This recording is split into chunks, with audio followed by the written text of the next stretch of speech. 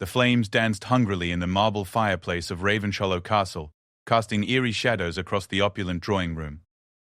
Queen Consort Isabel's hands trembled as she held the damning letter above the fire, her emerald eyes reflecting both fear and determination. For 30 years she had carefully constructed her image as the perfect royal wife, but now everything threatened to crumble because of a single piece of parchment. What she didn't know was that Captain Marcus Thorne, the most trusted guard in the Royal Protection Unit, stood hidden behind the heavy velvet curtains, watching her every move. The letter she was about to destroy contained secrets that could reshape the entire kingdom of Valdoria. Secrets about the true heir to the throne, about forbidden love affairs, and about a conspiracy that reached the very heart of the royal court. As the Queen moved the letter closer to the flames, Marcus made a decision that would change everything. In one swift motion, he stepped from the shadows, his voice cutting through the crackling silence like a blade. "Your Majesty, I believe that letter belongs to someone else." The Queen spun around, her face pale as winter snow, the letter still clutched in her manicured fingers. In that moment, both of them knew that the carefully maintained facade of royal perfection was about to shatter, revealing truths that had been buried for decades. What followed would test the very foundations of the monarchy and force everyone involved to choose between loyalty, love, and the pursuit of justice. This is the story of how one letter, one brave guard, and one desperate queen set in motion events that would forever change the kingdom of Valdoria. The morning mist clung to the towers of Ravenshollow Castle like ghostly fingers, obscuring the ancient stonework that had stood sentinel over the kingdom of Valdoria for 8 centuries. Captain Marcus Thorne adjusted his ceremonial sword as he walked the familiar corridors, his polished boots echoing against the marble floors. At 35, he had served the royal family for 15 years, rising through the ranks to become the youngest captain of the Royal Guard in the kingdom's history. Marcus had always prided himself on his unwavering loyalty to the crown. His father had served King Edward before him, and his grandfather had protected the royal family during the Great War of Succession. The Thorne family motto, "Honor above all," was engraved not just on their family crest, but deep within Marcus's soul. Yet today, something felt different. There was an electric tension in the air that made his trained instincts prickle with unease. Queen Consort Isabel had been acting strangely for the past 3 weeks. She had always been particular about her privacy, but lately she had become almost paranoid. She dismissed servants without reason, held hushed conversations behind closed doors, and, most tellingly, she had requested that Marcus personally handle her security detail rather than rotating guards, as was protocol. When a queen specifically asks for one guard above all others, it usually means she has something to hide. The castle itself seemed to reflect the underlying tension. Servants whispered in corners and fell silent when members of the royal family approached. The usually cheerful kitchen staff moved about their duties with downcast eyes and worried expressions. Even the royal corgis, normally playful and energetic, seemed subdued as they padded through the halls with their tails held low. King William had been away for 2 weeks on a diplomatic mission to the neighboring kingdom of Astoria, leaving Queen Isabel to manage the affairs of the court. This was not unusual. The Queen was highly capable and had handled such responsibilities many times before. However, her behavior during this particular absence had been erratic. She had cancelled several public engagements claiming illness, though Marcus had observed her to be in perfect health during their private conversations. The first sign that something was seriously amiss came 3 days ago when Marcus noticed Queen Isabel burning papers in the fireplace of her private study. This was highly irregular, as all royal correspondence was typically handled through proper channels and archived according to strict protocols. When he had politely inquired about the documents, the Queen had become defensive and abruptly dismissed him from her presence. Marcus's concern deepened when he learned from the head butler, Edmund Fairfax, that the Queen had been receiving unauthorized visitors during the evening hours. These meetings were not recorded in the official court schedule, and the visitors entered through a private entrance that bypassed the main security checkpoints. For a guard whose primary responsibility was protecting the royal family, this information was deeply troubling. The breakthrough came entirely by accident. Marcus had been conducting his routine evening patrol when he heard voices coming from the blue drawing room, a chamber that should have been empty at that hour. Following protocol, he approached to investigate, but as he drew nearer, he recognized the Queen's voice, engaged in what sounded like a heated argument with an unknown man. Pressing himself against the wall beside the doorway, Marcus strained to listen without being detected. The conversation was intense and emotional, filled with references to the truth and what happened all those years ago. The unknown man's voice was gravelly and urgent as he spoke about setting the record straight and protecting the rightful heir. The phrase rightful heir sent a chill down Marcus's spine. King William and Queen Isabel had 2 children, Crown Prince Alexander, aged 28, and Princess Sophia, aged 25. The succession was clear and uncontested, or so everyone believed. What could this mysterious visitor mean by rightful heir? The conversation continued for nearly an hour, during which Marcus remained motionless in his hiding place, his training allowing him to maintain perfect stillness despite his racing heart. He heard references to events from 30 years ago, around the time when Queen Isabel first married King William. There were mentions of the other child and what really happened in Scotland that made no sense in the context of the official royal history that Marcus knew by heart. As the meeting concluded, Marcus heard the scraping of chairs and hurried footsteps.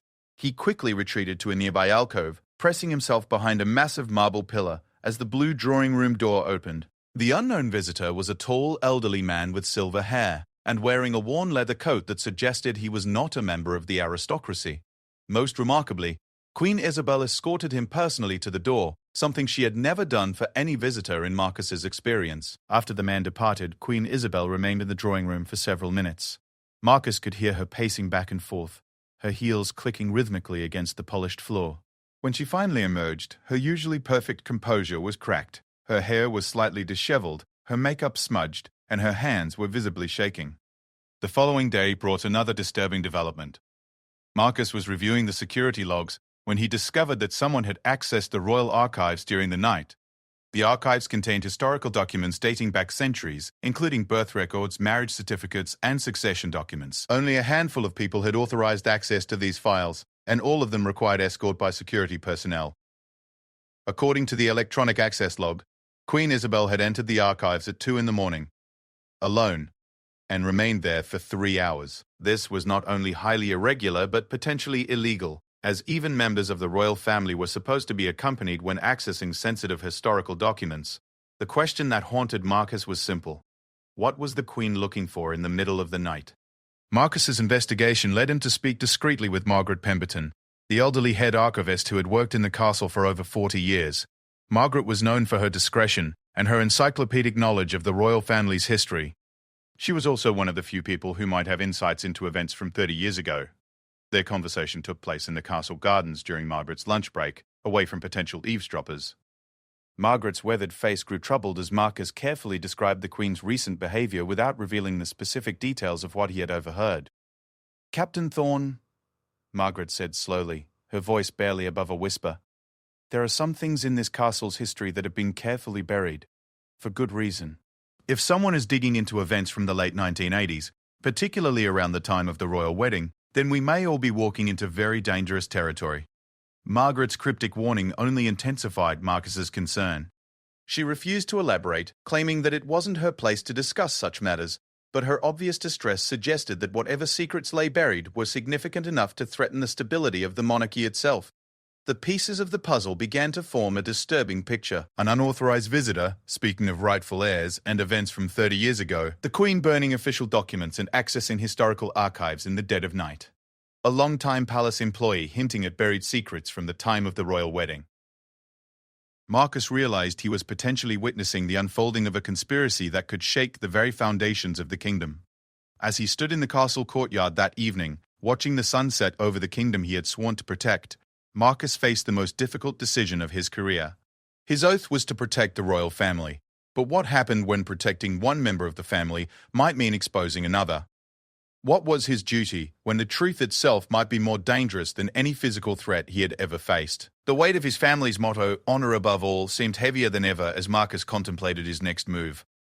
Whatever Queen Isabel was hiding, whatever secrets lay buried in the royal archives, and whatever the mysterious visitor knew about the rightful heir, Marcus realized that he was about to become entangled in a web of intrigue that would test everything he believed about loyalty, duty, and justice. The stage was set for a confrontation that would change not only Marcus's life, but potentially the future of the entire kingdom of Valdoria. As he prepared for his night patrol, Marcus made a silent promise to himself. Whatever the cost, he would uncover the truth, even if it meant challenging the very people he had sworn to protect. The castle's ancient stones seemed to whisper secrets in the wind, and Marcus Thorne was finally ready to listen. The next morning brought an opportunity that Marcus had not expected. Queen Isabel summoned him to her private chambers for what she described as a confidential security briefing. As he walked through the familiar corridors toward her suite, Marcus felt his pulse quicken. After days of observation and growing suspicion, he was finally going to have a direct conversation with the woman at the center of the mystery. Queen Isabel's chambers were located in the east wing of the castle, overlooking the rose gardens that had been planted by her predecessor, Queen Victoria. The rooms reflected her refined taste, elegant furniture in cream and gold, priceless artwork from the royal collection, and fresh flowers arranged in crystal vases. Despite the opulent surroundings, there was something sterile about the space, as if it were more of a museum display than a living area. The Queen was standing at the tall windows when Marcus entered, her silhouette framed against the morning light. At 52, Isabel Montclair remained strikingly beautiful, with the kind of timeless elegance that had made her a favorite subject of royal photographers for 3 decades. Her dark hair was pulled back in a perfect chignon, and she wore a navy dress that emphasized her regal bearing. However, when she turned to face Marcus, he could see the strain around her eyes that no amount of makeup could completely conceal. "Captain Thorne," she began, her voice carefully controlled, "I have asked you here because I need to discuss a matter of the utmost sensitivity. What I am about to tell you must remain absolutely confidential. Do you understand?" Marcus stood at attention, his hands clasped behind his back in the formal position he had maintained countless times before. "Of course, Your Majesty. You have my complete discretion." The Queen moved away from the windows and began pacing slowly around the room, her movements precise but restless. "I have reason to believe that someone is attempting to spread malicious rumors about the royal family. Specifically, there have been suggestions that certain historical events have been misrepresented or covered up." She paused beside an ornate writing desk, her fingers drumming nervously against its polished surface. "These rumors, if they were to gain traction, could be extremely damaging to the monarchy. Not just to me personally, but to the institution itself. The stability of the kingdom depends on public trust in the legitimacy of the crown." Marcus listened carefully, noting not just her words, but her body language. The Queen was clearly agitated, despite her attempts to maintain royal composure. Her usual confidence seemed forced, and there was a tremor in her voice that suggested she was fighting to maintain control. "Your Majesty," Marcus said carefully, "what specific nature do these rumors take? And do you have any information about who might be spreading them?" The Queen's eyes flashed, with what might have been anger or fear. "The rumors concern events from many years ago, before you joined the Royal Guard. Ancient history, really, but the kind of sensational nonsense that tabloid newspapers love to exploit. As for who is behind them, I have my suspicions, but nothing concrete enough to act upon." She moved to a small table where tea had been arranged and poured herself a cup with hands that Marcus noticed were not quite steady. "What I need from you, Captain, is increased vigilance. I want you to be alert for any unusual activities, any unauthorized persons attempting to access the castle, or approach members of the royal family. Most importantly, I need you to report directly to me if anyone attempts to share information or documents that they claim relate to royal history." The request struck Marcus as highly irregular. Normally, security concerns were reported through proper channels, with detailed logs and supervisory oversight. The Queen was essentially asking him to bypass established protocols and act as her personal intelligence agent. "I understand your concerns, Your Majesty," Marcus replied diplomatically, "but might I suggest involving the proper security departments? If there is a genuine threat to the royal family, shouldn't we be coordinating with intelligence services and other protective agencies?" Queen Isabel set down her teacup with more force than necessary, the china rattling against the saucer. "No, absolutely not. This matter is far too sensitive for broader involvement. The very act of investigating these rumors could give them credibility they don't deserve. I need someone I can trust completely, someone whose loyalty is beyond question." The conversation continued for another 20 minutes, during which the Queen provided vague details about potential threats while clearly avoiding specifics. She mentioned disgruntled former employees and individuals with personal grievances, but refused to name anyone or provide concrete information that would allow Marcus to actually investigate. As the meeting concluded, Queen Isabel made one final request that sent alarm bells ringing in Marcus's mind. "Captain, I also need you to ensure that any documents or materials that might relate to these rumors are brought directly to my attention. Under no circumstances should such materials be shared with other members of the royal family or palace staff. The king has enough to worry about with affairs of state. I don't want him burdened with this nonsense." Walking away from the Queen's chambers, Marcus felt more conflicted than ever. On one hand, he had a direct order from a member of the royal family to increase security vigilance. On the other hand, the Queen's evasiveness and her request to bypass normal protocols suggested that she was more interested in controlling information than in genuine security. The afternoon brought an unexpected development that would prove to be the turning point in Marcus's investigation. He was conducting routine patrol duties when he encountered Thomas Whitmore, the castle's head groundskeeper, who approached him with obvious nervousness. "Captain Thorne," Thomas said, looking around to ensure they weren't being overheard, "I found something this morning that I think you should see." I wasn't sure who to tell, but my grandfather always said that, when in doubt, tell the guard captain. Thomas led Marcus to a secluded area behind the castle's chapel, where the groundskeeping equipment was stored. Hidden beneath a pile of autumn leaves was a leather satchel that appeared to have been hastily discarded. "I found it near the garden wall around dawn," Thomas explained. "Looked like someone threw it over the fence during the night. Probably thought it would get picked up with the yard waste, but I always check everything before disposal." Marcus examined the satchel carefully. It was made of expensive leather, but showed signs of age and wear. Inside, he discovered a collection of documents that made his heart race. There were photocopies of birth certificates, marriage records, and what appeared to be private correspondence dating back 30 years. One document immediately caught his attention. A birth certificate for a child named James Edward Montclair, born on March 15, 1987. The mother was listed as Isabel Montclair, but the father's name had been obscured by what looked like deliberate damage to the document. The date was significant because it was 6 months before Queen Isabel's official wedding to King William. Another document was even more shocking. A private letter written in Queen Isabel's distinctive handwriting, apparently to someone named Robert. The letter spoke of "our beautiful son" and the impossible choice she had to make. The language was emotional and desperate, completely unlike the controlled formal tone that characterized all of the Queen's official correspondence. "Baby," the final document in the collection, was a photograph that stopped Marcus's investigation in its tracks. It showed a young woman who was unmistakably Isabel, holding a baby, standing next to a man who was definitely not King William. The man appeared to be in his early 30s with dark hair and strong features. On the back of the photograph, someone had written, "Isabel, Robert, and James, our little family, March 1987. Marcus stared at the photograph for several minutes, his mind racing to process the implications. If these documents were authentic, they suggested that Queen Isabel had given birth to a child before her marriage to King William. More shocking still, the child appeared to have been born during what was publicly presented as the couple's courtship period. The questions multiplied rapidly in Marcus's mind. Who was Robert? What had happened to the child named James? Why had these documents been thrown over the castle wall? And most importantly, was this the truth that the mysterious visitor had been discussing with Queen Isabel? Thomas Whitmore watched nervously as Marcus examined the documents. "Captain, is this something serious? Should I have taken it directly to the Queen?" Marcus carefully replaced the documents in the satchel, his mind working furiously to develop a plan. "Thomas, I need you to promise me that you won't mention finding this to anyone else. Not to other staff members, not to members of the royal family, not to anyone. Can you give me your word?" The groundskeeper nodded solemnly. "Of course, sir." My family has served this castle for 4 generations. We know how to keep confidences." That evening, Marcus found himself in his private quarters, staring at the documents spread across his desk. As a royal guard, he had access to basic historical records about the royal family, and he used this access to verify some of the information in the mysterious satchel. The official royal chronology stated that King William and Isabel Montclair had met in January 1987 at a diplomatic function, begun courting in the spring of that year, and married in September 1987. Their first child, Crown Prince Alexander, was born in November 1988, a respectable 13 months after their wedding.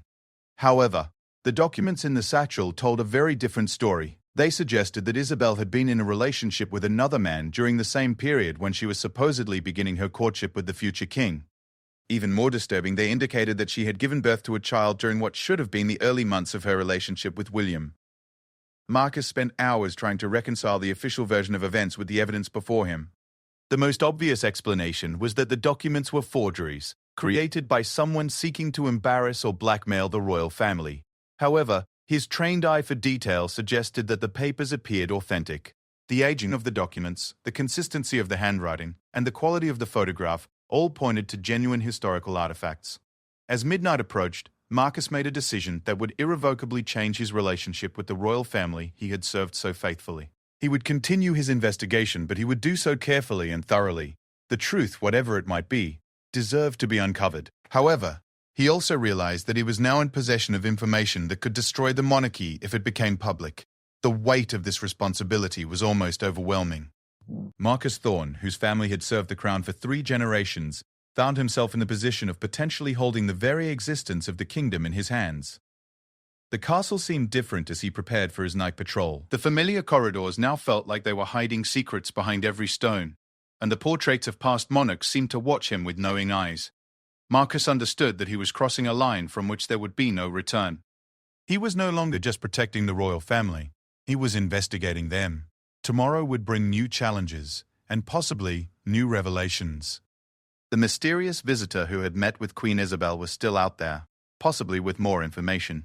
The question of what had happened to the child named James Edward Montclair remained unanswered.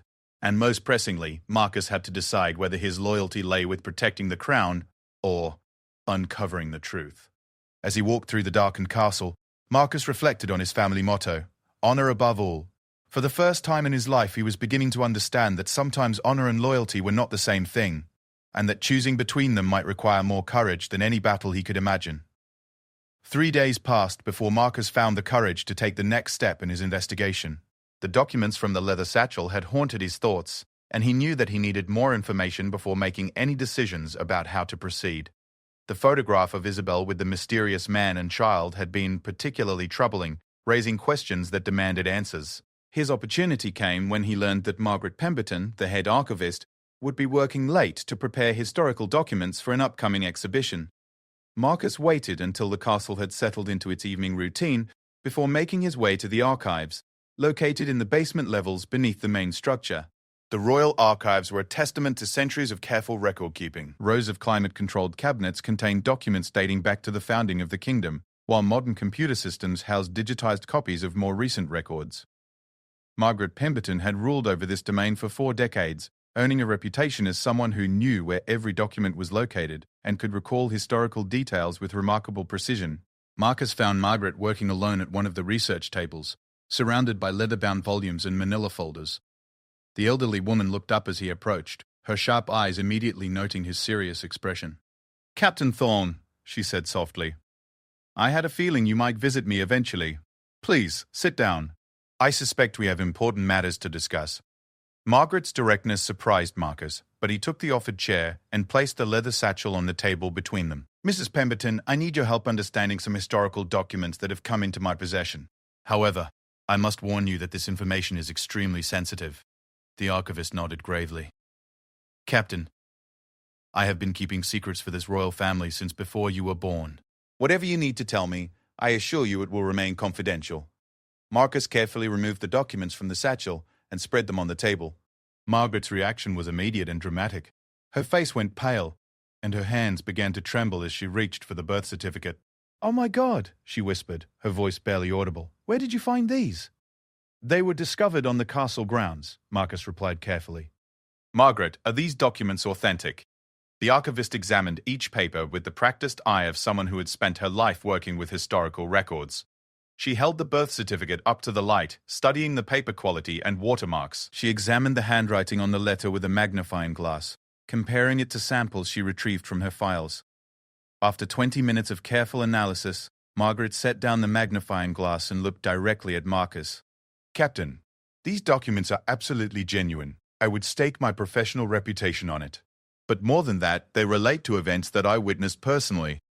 Marcus felt his heart racing as Margaret continued. In early 1987, Queen Isabel disappeared from public view for several months. The official explanation was that she was suffering from exhaustion and needed rest. But those of us who worked closely with the royal family knew there was more to the story. Margaret stood and moved to one of the filing cabinets, retrieving a folder marked with security classifications. "I have been maintaining unofficial records of significant events that were never entered into the official archives. Call it insurance, or call it an old woman's need to preserve the truth, but I documented everything I observed during that period." The folder contained Margaret's personal notes, written in her precise handwriting and dated throughout 1987. As Marcus read through them, a clear timeline emerged that contradicted everything in the official royal history. According to Margaret's records, Isabel Montclair had been secretly involved with Robert Ashford, the second son of a minor noble family, for over a year before she met King William. Robert was described as a talented artist and writer who had been working on a historical biography of the royal family when he and Isabel first encountered each other. Isabel was genuinely in love with Robert, Margaret explained, as Marcus read through the documents. I had never seen her so happy. They were planning to marry, despite the fact that Robert's family background was considered unsuitable for a future queen. Then everything changed when King William expressed interest in courting her. The pressure on Isabel to abandon her relationship with Robert and accept William's courtship had been enormous. According to Margaret's notes, the decision was driven by political considerations rather than personal feelings. The kingdom was facing economic difficulties, and an alliance with Isabel's wealthy family, through marriage to the future king, was seen as essential for national stability. But by the time the political marriage was arranged, Margaret continued, Isabel was already 3 months pregnant with Robert's child. The pregnancy was kept secret from everyone, except a handful of trusted advisors and medical staff. Marcus stared at the documents, trying to process the implications. What happened to the child? Margaret's expression became deeply sad. James Edward was born in March 1987, just as the official courtship between Isabel and William was being announced to the public. The child was immediately placed for adoption, with a family in Scotland, far from the royal court. Isabel was told that it was the only way to protect both the child and the future of the monarchy. The adoption had been arranged through unofficial channels, with all records sealed and the adoptive family sworn to secrecy. Robert Ashford had been devastated by losing both Isabel and their child. According to Margaret's notes, he had initially threatened to expose the truth, but he was eventually persuaded to remain silent in exchange for financial compensation and the promise that the child would be well cared for. Robert spent years trying to accept the situation, Margaret explained. He moved to France, where he continued his writing career. But he never stopped loving Isabel or wondering about their son. The documents you found suggest that he has finally decided to break his silence. Marcus absorbed this information with growing unease. The implications for the royal family were staggering. If the truth became public, it would not only destroy Queen Isabel's reputation, but potentially call into question the legitimacy of the entire succession. Crown Prince Alexander, who was officially the firstborn heir, would technically be the second son if James Edward's existence was acknowledged. Margaret, Marcus asked carefully, do you know what happened to James Edward? Is he still alive? The archivist nodded slowly. I believe so. I have occasionally received informal updates through mutual acquaintances. The last I heard, he was living in Edinburgh, working as a teacher. Ironically, he apparently resembles King William more than Crown Prince Alexander does, which has always struck me as one of life's cruel jokes. This revelation added another layer of complexity to the situation. Marcus realized that somewhere in Scotland there was a man who had no idea he was the biological son of the Queen of Valdoria, and potentially had a stronger claim to the throne than the current heir apparent. Margaret, why are you telling me all of this? You've kept these secrets for 30 years. Why break your silence now? The elderly archivist was quiet for a long moment, gathering her thoughts. Captain Thorne, I am 73 years old. I have served this royal family faithfully for most of my adult life, but I have always struggled with the knowledge that the official history is built on a lie. Recently, I've begun to worry about what will happen to this information when I am no longer here to protect it. She gestured to the documents spread across the table. The fact that these papers have surfaced suggests that Robert Ashford is no longer willing to remain silent. Perhaps he feels that 30 years is long enough to keep such a monumental secret. Perhaps he wants his son to know the truth about his heritage. Whatever his motivations, the situation is clearly coming to a crisis point. Marcus understood the gravity of what Margaret was telling him.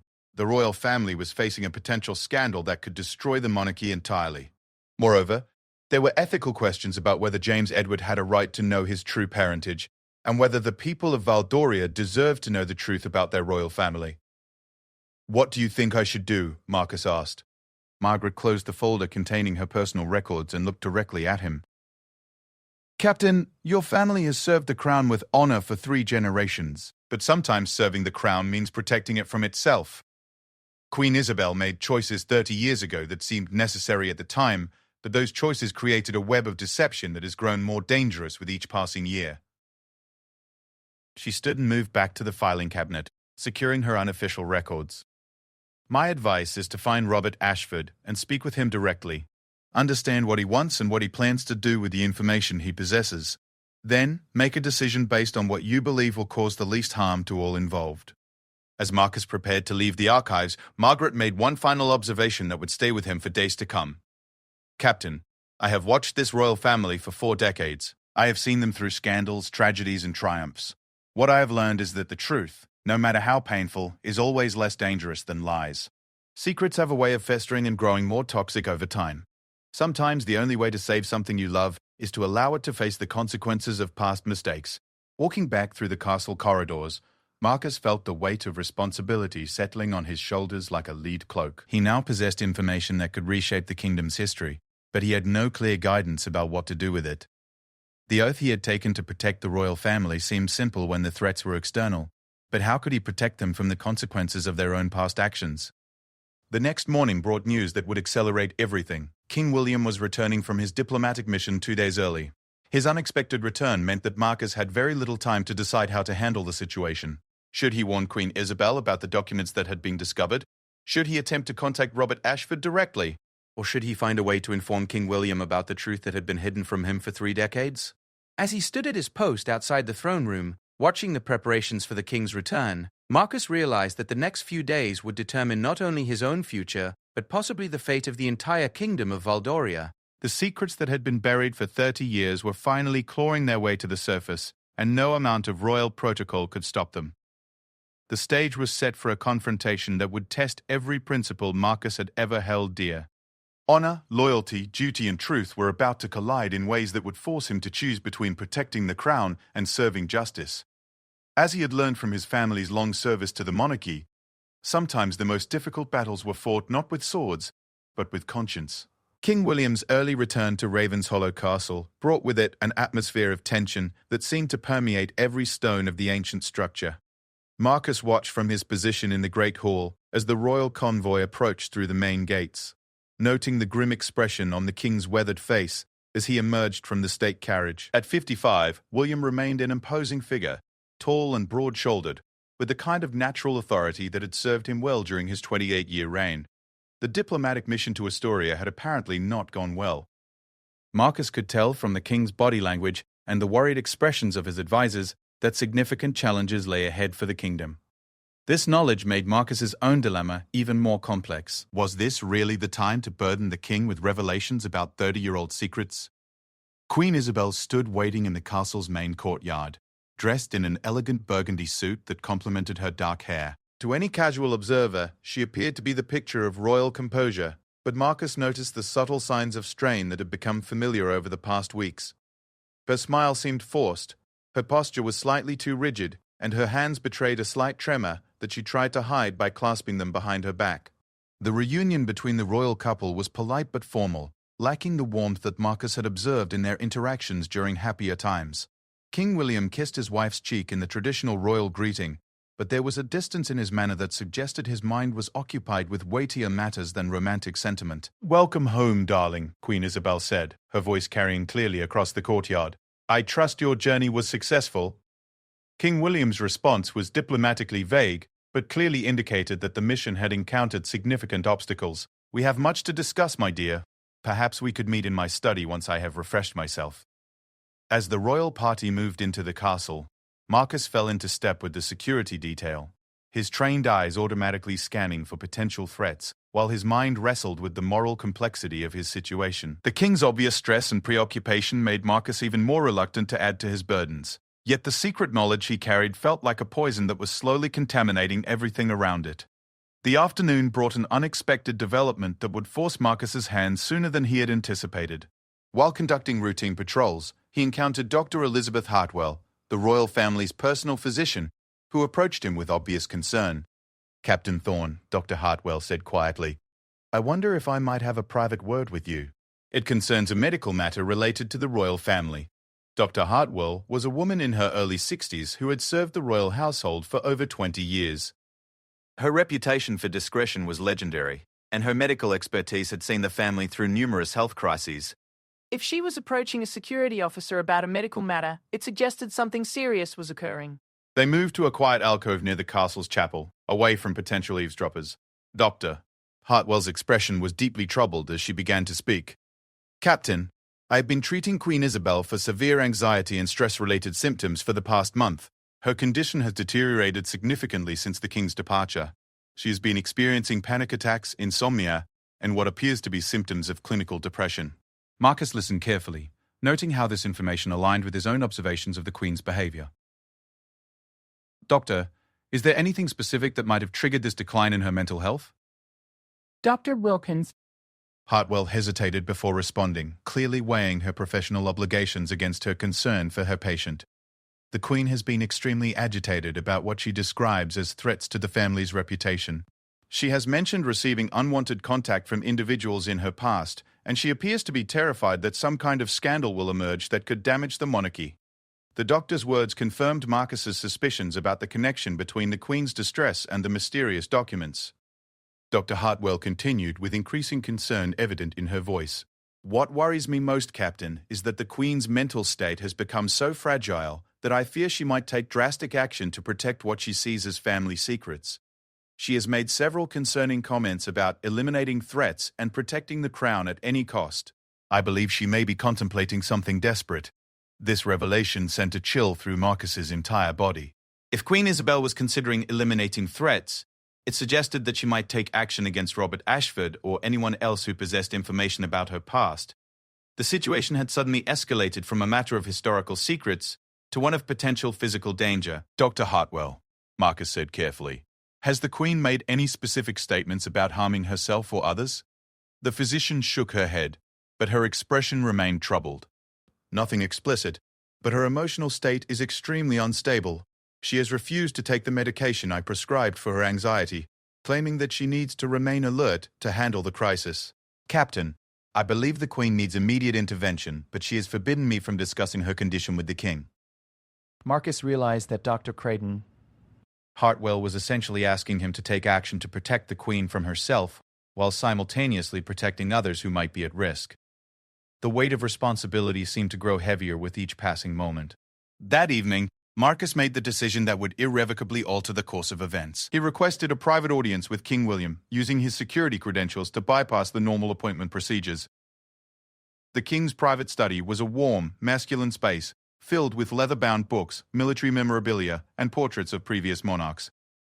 William was seated behind his massive oak desk, reviewing documents related to the failed diplomatic mission. Captain Thorne, the King said, looking up from his papers with tired eyes, what brings you here at this late hour? I hope there are no security concerns that require immediate attention. Marcus stood at attention, his heart racing as he prepared to cross a line from which there could be no return.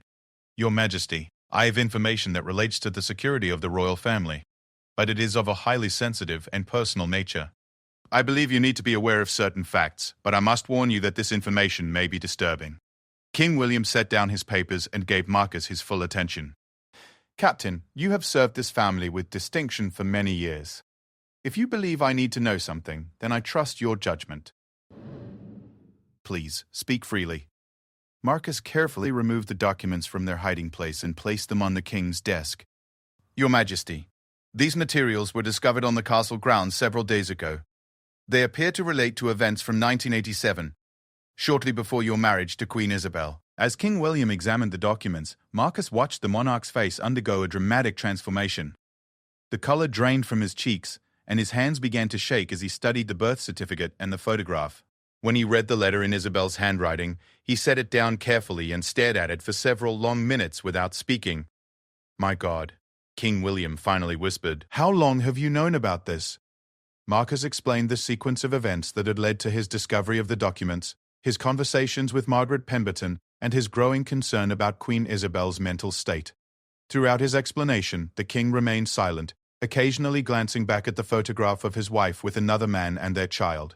When Marcus finished his account, King William stood and walked to the window overlooking the castle grounds.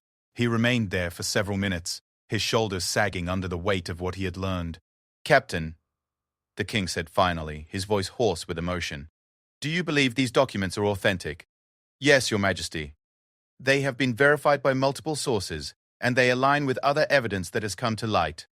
King William turned back to face Marcus, and for the first time in 15 years of service, Marcus saw the monarch not as a powerful ruler, but as a vulnerable human being struggling with devastating personal revelations. I have suspected for years that there were secrets in Isabel's past. The king admitted quietly.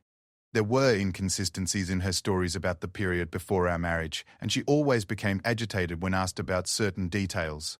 But I chose to trust her rather than investigate further. Perhaps I was afraid of what I might discover. The king returned to his desk and picked up the photograph again, studying the image of the man standing beside his wife. Do you know what happened to this man, Robert, and to the child? Marcus provided the information he had learned from Margaret Pemberton about Robert Ashford's current situation and the adoption of James Edward. As he spoke, he watched King William's expression shift from shock to sadness, to what appeared to be resignation. Your Majesty, Marcus said carefully, there is one additional matter that I believe requires urgent attention. Dr. Hartwell has expressed serious concerns about Queen Isabel's mental state. She fears that the Queen may be contemplating drastic action to prevent these secrets from becoming public. This information seemed to galvanize King William into action. Captain, I need you to ensure that my wife is under discreet but constant surveillance. I don't want her to know she is being watched, but I need to know if she attempts to leave the castle or makes contact with anyone outside the family. Can you arrange this? Of course, Your Majesty. What do you intend to do about the broader situation? King William was quiet for a long moment, his fingers drumming against the desk as he considered his options. I need to speak with Isabel directly about what I have learned. But first, I want you to attempt to locate this Robert Ashford. If he is planning to expose these secrets publicly, I need to understand his intentions and see if there is a way to handle this situation that minimizes damage to all involved. The king paused and looked directly at Marcus with an expression of profound weariness. Captain, you have served this family faithfully for many years, and I know that bringing this information to me could not have been an easy decision. Whatever happens in the coming days, I want you to know that I am grateful for your honesty and your dedication to protecting the crown, even when that means protecting us from ourselves. As Marcus prepared to leave the king's study, William made one final request that would prove to be prophetic. Captain, I fear that the next few days will test this family in ways we have never experienced before. The truth has a way of demanding justice, regardless of the cost. I may need your help in ensuring that justice is served while preserving what can be preserved of the monarchy's integrity.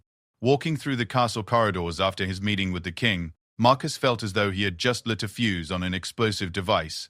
The secret that had been buried for 30 years was now in the open, at least between the three people who mattered most: himself, the king, and Margaret Pemberton. Queen Isabel remained unaware that her carefully constructed web of deception was beginning to unravel. The castle seemed different now that the truth was partially revealed. The portraits of past monarchs no longer seemed to be hiding secrets. Instead, they appeared to be watching with anticipation as the current generation of royals faced the consequences of decisions made 3 decades ago. Marcus realized that tomorrow would bring the most challenging day of his career as a royal guard. King William would confront his wife about her deception, the search for Robert Ashford would begin in earnest, and somewhere in Scotland, a man named James Edward would potentially learn that he was the secret son of the Queen of Valdoria. The foundations of the kingdom were about to be tested in ways that no external enemy had ever managed to achieve. The greatest threat to the monarchy was not coming from outside the castle walls, but from within the very heart of the royal family itself. The confrontation between King William and Queen Isabel took place the following morning in the privacy of the Blue Drawing Room, the same chamber where Marcus had first overheard the mysterious conversation that started his investigation. Marcus was positioned discreetly outside the door, officially on security duty, but primarily there to ensure that the increasingly unstable queen did not attempt anything dangerous. Through the heavy oak door, Marcus could hear the rise and fall of voices as 30 years of deception finally came to light. King William's tone was measured but firm as he presented the evidence that Marcus had discovered. Queen Isabel's initial responses were denials and attempts at explanation, but as the conversation continued, her voice became increasingly desperate and emotional. You don't understand the impossible position I was in. Isabel's voice carried clearly through the door. I was 22 years old, pregnant, and being pressured by both our families to abandon the man I loved for the sake of political alliance. I had no choice, William. I had to choose between my heart and my duty to the crown. King William's response was quiet but devastating in its simplicity. You had a choice about whether to tell me the truth, Isabel. We have built our marriage, our family, and our entire reign on a foundation of lies. How many times have I looked at Alexander and wondered why he seemed so different from both of us? How many times have I questioned my own instincts because I chose to trust your word over my own observations? The argument continued for over an hour, during which Marcus heard Queen Isabel break down completely, sobbing as she finally confessed, not just to the secret birth, but to years of ongoing contact with Robert Ashford. Apparently, the father of her first child had been writing to her regularly, providing updates about their son's life and development. The letters had been hidden in a safety deposit box that the Queen visited monthly under the pretense of managing her personal jewelry collection. "James is a remarkable young man," Isabel said through her tears. "He became a teacher, just like Robert always wanted to be. He's kind and intelligent, and he has no idea that his biological parents are the King and Queen of Valdoria. Robert has respected our agreement all these years, but lately he has been arguing that James has a right to know the truth about his heritage." This revelation added another layer of complexity to an already impossible situation. Marcus realized that the young man in Scotland was not just the Queen's biological son, but potentially the rightful heir to the throne, having been born before his parents' marriage, and therefore technically legitimate in the eyes of traditional royal succession law. The conversation took a darker turn when King William addressed the issue that had prompted Marcus's investigation in the first place. "Isabel, I know that you have been burning documents and accessing the royal archives without authorization. Dr. Hartwell has informed me that your mental state has deteriorated to the point where she fears you might take drastic action. What exactly have you been planning?" Queen Isabel's response was barely audible, but Marcus could make out enough to understand that she had been preparing to flee the country. She had been slowly liquidating assets and preparing false identity documents, apparently planning to disappear rather than face the public exposure of her secrets. "I thought if I could just disappear, the scandal would die down and you could divorce me quietly," she whispered. "Alexander could still inherit the throne and the monarchy would survive. I was willing to sacrifice everything to protect the institution, even if it meant losing my family." King William's voice was heavy with emotion as he responded to his wife's confession. "Isabel, running away would have made everything worse. It would have looked like guilt, and the speculation would have destroyed not just you, but all of us. We need to find a better solution, one that acknowledges the truth while protecting everyone involved." The door to the blue drawing room finally opened, and Queen Isabel emerged first, her face streaked with tears and her usually perfect appearance disheveled. She looked directly at Marcus as she passed, and he could see in her eyes a mixture of shame, relief, and genuine fear about what the future would hold. King William appeared a moment later, looking aged beyond his years, but somehow more determined than Marcus had seen him in months. "Captain Thorne, please join me. We have important matters to discuss." Inside the drawing room, King William poured himself a brandy despite the early hour, and offered one to Marcus, who politely declined. "Captain, my wife has confirmed everything that those documents suggested and more. We are facing a crisis that could destroy the monarchy if handled incorrectly, but I believe there may be a way forward that serves justice while preserving the institution." The king's plan was both simple and revolutionary. Rather than attempting to hide the truth or minimize its impact, he proposed acknowledging it publicly, while simultaneously reforming the monarchy to address the historical injustices that had been committed. "I intend to invite Robert Ashford and his son to the castle for a private meeting," King William explained. "James Edward has a right to know his true heritage, and he deserves to make his own decisions about how to handle that knowledge. If he chooses to claim his rightful place in the succession, then we will need to revise our understanding of royal inheritance." Marcus was stunned by the king's proposal. "Your Majesty, are you prepared for the possibility that this could result in James Edward being recognized as the legitimate heir to the throne?" King William nodded gravely. "Captain, I have spent 28 years as king, and I have learned that leadership requires making difficult decisions for the greater good. Alexander is a fine young man and would make an excellent king, but he is not the firstborn son. If we are to maintain the moral authority to rule, we must be willing to acknowledge when historical wrongs need to be corrected."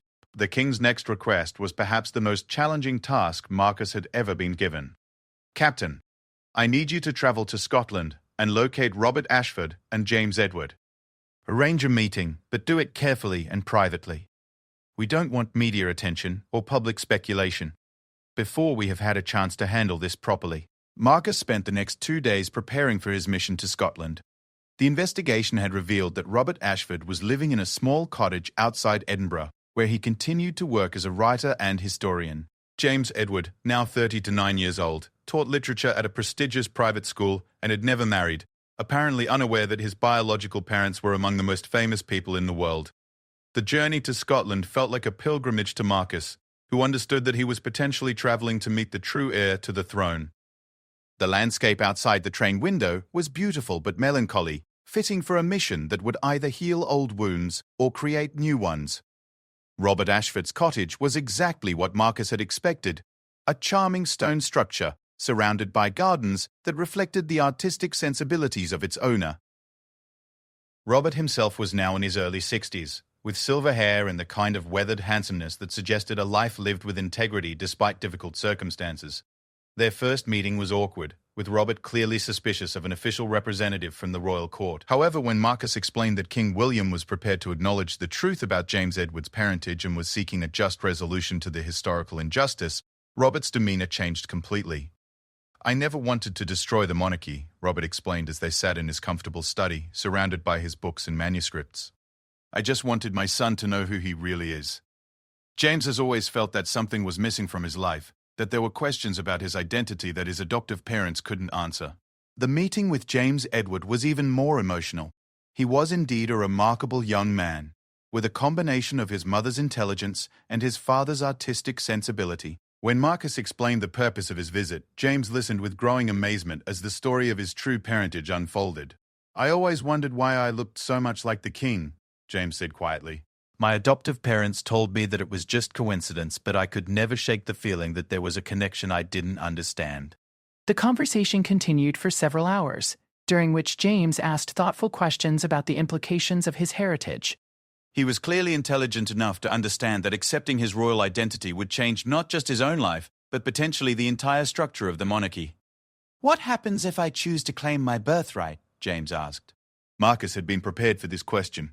"Your Majesty is prepared to acknowledge you as his legitimate firstborn son and heir. However, he also recognizes that this decision must ultimately be yours.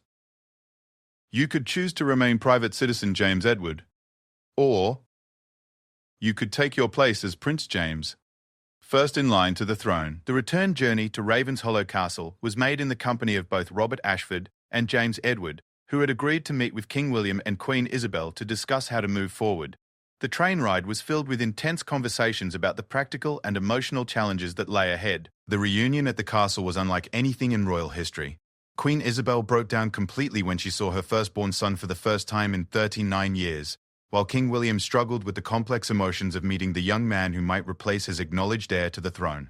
Crown Prince Alexander and Princess Sophia were informed about the situation and responded with remarkable grace and maturity. Alexander, in particular, surprised everyone by supporting James Edward's claim to the succession, arguing that legitimacy and justice were more important than personal ambition. The final resolution came after a week of intense private negotiations. James Edward, after careful consideration, chose to accept his royal heritage, but proposed a unique solution that would preserve family unity, while acknowledging the truth. He would be recognized as Prince James, and first in line to the throne, but he requested that the succession be modified so that both he and Alexander would rule jointly as co-monarchs, combining their different experiences and perspectives. King William announced the unprecedented arrangement in a televised address to the nation, explaining the historical circumstances that had led to the current situation and emphasizing the monarchy's commitment to truth and justice. The public response was initially shocked but ultimately supportive, with many citizens expressing admiration for the royal family's courage in acknowledging and correcting past mistakes. Queen Isabel, after receiving treatment for her mental health issues, chose to withdraw from public life but remained married to King William. She established a foundation dedicated to supporting young mothers facing difficult choices, channeling her personal experiences into meaningful social work. Robert Ashford was granted a minor title and invited to take up residence near the castle so that he could develop a relationship with the son he had never been able to raise. His years of patience and discretion were finally rewarded with the opportunity to be a true father to James Edward. Marcus Thorne was promoted to head of royal security and received a knighthood for his role in resolving the crisis. However, the greatest reward was his knowledge that he had successfully balanced his competing loyalties to honor, truth, and duty. The Kingdom of Valdoria emerged from the crisis stronger and more unified than before. The monarchy's willingness to confront its own past mistakes and make difficult corrections had actually increased public respect for the institution. The unique co-monarchy arrangement between Prince James and Prince Alexander became a model for other nations facing similar succession challenges. As Marcus stood in his familiar position outside the throne room, watching the two prince brothers work together to prepare for their eventual joint reign, he reflected on how the investigation that had begun with a mysterious letter and a frightened queen had ultimately led to a renewal of the monarchy's moral authority. The castle no longer held secrets in its ancient stones. Instead, it stood as a testament to the power of truth and the possibility of redemption, even for institutions as traditional and hidebound as a royal monarchy. Marcus Thorne had learned that sometimes protecting the crown meant being willing to challenge it, and sometimes the greatest loyalty was expressed through the courage to demand justice.